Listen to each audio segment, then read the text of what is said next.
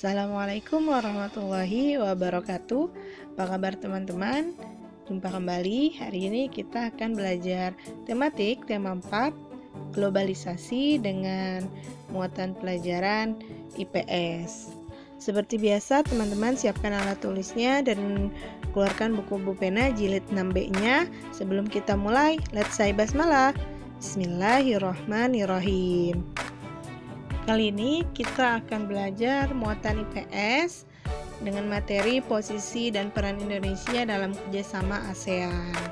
Nah, ini ada KD-nya, ada 3.3, menganalisis posisi dan peran Indonesia dalam kerjasama di bidang ekonomi, politik, sosial budaya, teknologi, dan pendidikan dalam lingkup ASEAN.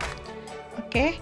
ASEAN atau Association of Southeast Asian Nations merupakan organisasi beranggotakan negara-negara di kawasan Asia Tenggara. Pada tema 1, teman-teman sudah belajar kan tentang negara-negara yang tergabung dalam ASEAN. Nah, negara tersebut ada 10. Nah, negara-negara tersebut menjalin kerjasama untuk mencapai tujuan bersama. Apa saja sih kerjasamanya? Kemudian didasarkan oleh apa sih kerjasama tersebut dilakukan, dan selanjutnya adalah tujuan dan manfaat yang diberikan oleh kerjasama tersebut. Yuk simak videonya ya teman-teman. Bekerja sama merupakan salah satu perintah ajaran agama Islam. Hal ini sesuai dengan Quran Surah Al-Maidah ayat 2 ya teman-teman. Bismillahirrahmanirrahim. Wa ta'awanu 'alal birri wat taqwa wa la ta'awanu 'alal itsmi wal 'udwan. Dan tolong-menolonglah kamu dalam mengerjakan kebajikan dan takwa, dan jangan tolong-menolong dalam berbuat dosa dan permusuhan. Jadi kerjasama merupakan perintah ajaran agama Islam. Nah, ini adalah peta konsep materi yang akan kita pelajari hari ini tentang posisi dan peran Indonesia dalam kerjasama ASEAN. Pertama, faktor terjadinya kerjasama, kemudian jenis kerjasamanya, dan terakhir tujuan dan manfaat kerjasama. Kerjasama yang terjadi di antara negara-negara anggota ASEAN memiliki sebab-sebab, yaitu diantaranya adalah pertama, sumber daya alam.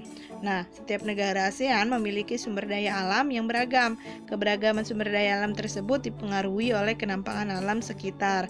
Misalnya antara Indonesia dengan Brunei Darussalam. Jika Indonesia memiliki lahan pertanian yang luas, Brunei Darussalam menghasilkan minyak bumi terbesar di Asia.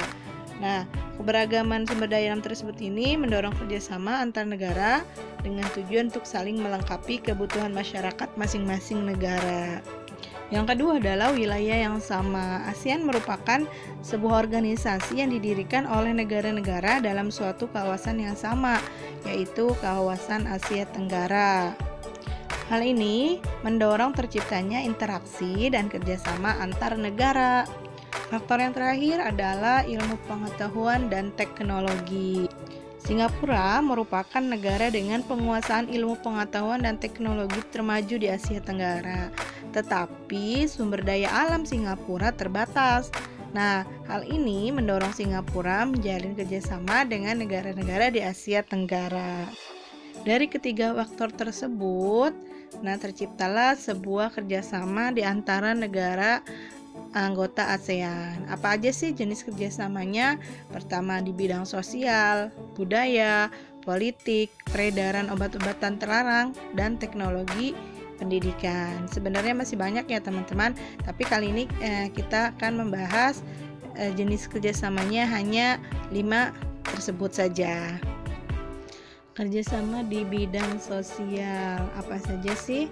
Nah, pertama adalah penanggulangan bencana. Misalnya memberikan penanganan darurat ketika terjadi bencana tsunami di Indonesia. Meningkatkan kesejahteraan sosial dan pembangunan negara-negara ASEAN.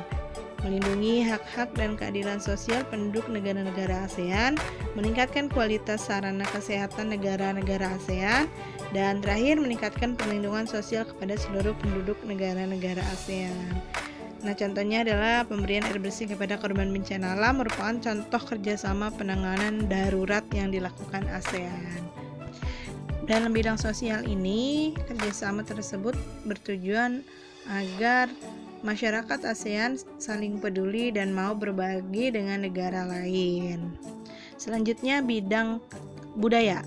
Setiap negara memiliki kebudayaan masing-masing.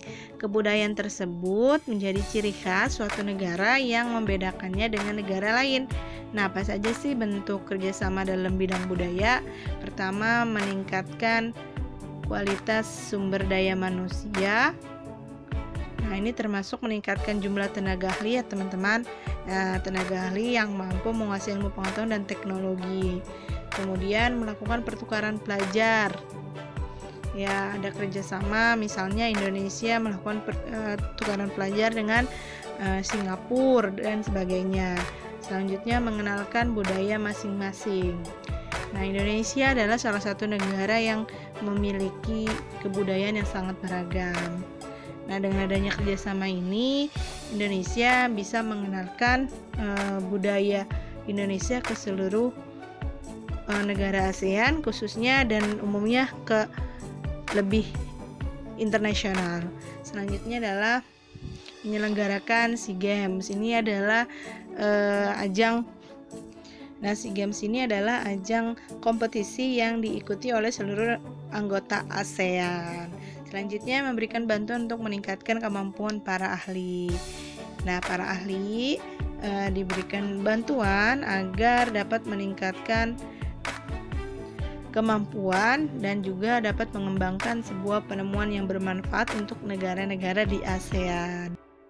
Selanjutnya adalah bidang politik. Nah, setiap negara anggota ASEAN memiliki sistem pemerintahan dan kehidupan politik yang berbeda. Akan tetapi, perbedaan tersebut tidak menjadi penghalang untuk menjalin kerjasama di bidang politik.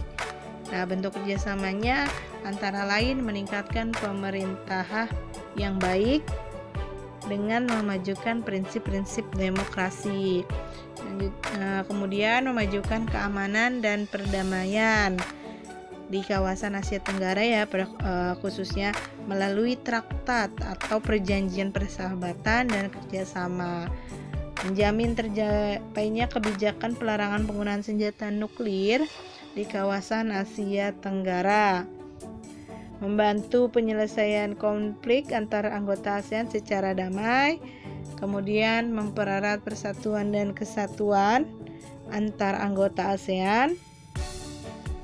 Nah, melakukan perjanjian kawasan damai, bebas dan netral yang bertujuan untuk menciptakan kawasan Asia Tenggara yang bebas, damai dan netral dari berbagai permasalahan negara di luar Asia Tenggara. Kerjasama selanjutnya adalah bidang peredaran obat-obatan terlarang. Nah, Indonesia memiliki peran dalam kerjasama di Asia Tenggara atau di ASEAN mengenai mengatasi peredaran obat-obatan terlarang. Jadi sampai saat ini peredaran obat-obatan terlarang menjadi kejahatan lintas negara yang harus diatasi oleh negara-negara ASEAN. Obat-obatan terlarang memberikan dampak negatif terhadap generasi muda. Generasi muda merupakan calon penerus bangsa yang akan meneruskan pemerintahan suatu negara. Jika peredaran obat terlarang tidak segera diatasi, hal ini dapat merusak generasi muda sehingga masa depan sebuah bangsa pun terancam. Oleh karena itu, Indonesia sangat aktif sekali dalam kerjasama peredaran obat-obatan terlarang. Nah, khususnya untuk seluruh negara ASEAN pun harus bekerja sama. Selanjutnya, kerjasama di bidang iptek, ilmu pengetahuan dan teknologi. Nah, ini hampir sama seperti pada bidang budaya. Ada diantaranya meningkatkan kualitas sumber daya manusia, melakukan pertukaran pelajar, meningkatkan jumlah tenaga ahli ASEAN. Nah, kerjasama di bidang iptek atau ilmu pengetahuan dan teknologi ini terjadi karena negara-negara ASEAN memiliki perbedaan. Nah, perbedaan tersebut mendorong terjalinnya kerjasama dalam bidang penguasaan ilmu pengetahuan dan teknologi. Kerjasama ini bertujuan untuk meningkatkan sumber daya manusia yang memiliki kualitas dan daya saing dunia. Nah, kemajuan iptek inilah yang menyebabkan adanya globalisasi. Kerjasama memiliki tujuan dan manfaat. Nah, apa saja tujuan dan manfaatnya? Pertama, tujuan mempercepat pertumbuhan ekonomi, sosial, dan budaya di kawasan Asia Tenggara, meningkatkan stabilitas dan perdamaian di kawasan Asia Tenggara, membantu memecahkan masalah-masalah yang berkaitan dengan kepentingan bersama. Manfaatnya yang didapat dari kerjasama di antara anggota ASEAN adalah menumbuhkan rasa saling memiliki dan toleransi antar negara ASEAN, kemudian terciptanya kawasan yang damai, bebas, dan netral dari pengaruh negara luar, meratanya perkembangan penguasaan ilmu pengetahuan dan teknologi ASEAN. Ada lebih dari 3 ya teman-teman tujuan dan manfaatnya. Nanti teman-teman bisa lihat di buku pena 6B halaman 75 sampai 76. Alhamdulillah selesai sudah penjelasan dari Miss. Mudah-mudahan teman-teman bisa memahaminya. Jika ada yang ingin ditanyakan silakan hubungi Miss. Dan hari ini tidak ada tugasnya, insya Allah tugasnya besok. Cukup. Terima kasih. Wassalamualaikum warahmatullahi wabarakatuh.